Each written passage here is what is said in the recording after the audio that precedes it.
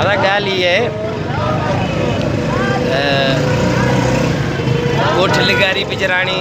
जा ही ॿार ही माण्हू मुसलसल ही एहतजाज पिया कनि मोरो प्रेस क्लब जे साम्हूं। ऐं ॻोठ लिगारी बिजराणी सिंध जे उन्हनि हज़ारे ॻोठनि वांगुरु आहे जंहिंमें को रोड रस्तो कोन्हे को धूड़ आहे ऐं जिथे के बुनियादी सहूलियतूं कोन्हनि के उते माण्हू रहनि था, उते माण्हू ज़िंदगी गुज़ारीनि था ऐं इहा उन्हनि जी घटि में घटि बुनियादी घुर्ज आहे। हुअण त ईअं घुर्ज आहे त हिन दौर ताईं हिन वक़्त ताईं सिंध जो को बि ॻोठ हर ॻोठ में रस्तो ठहियलु हुजे ऐं उते बुनियादी इंसानी सहूलियतूं हुजनि हा, पर ईअं कोन्हे को हिन मुल्क जे अंदरि।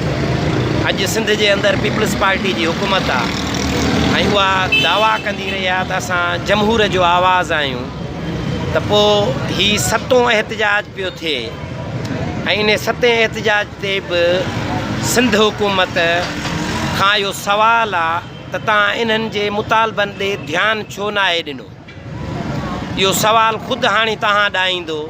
ऐं जेकॾहिं तव्हां हिन ॻोठ लिगारी बिजराणी जे इन मुतालबे खे संजीदगी सां त नथा वठो त पोइ सिंध जे अंदरि इहो तासुर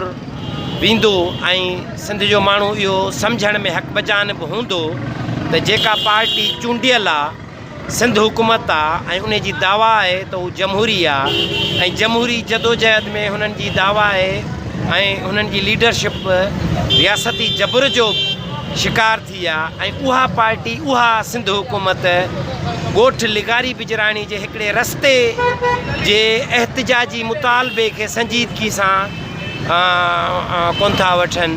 इहो सुवालु रहंदो ऐं इहो ई सुवालु असां सिंध जे सभिनी माण्हुनि ॾे खणी वेंदासीं।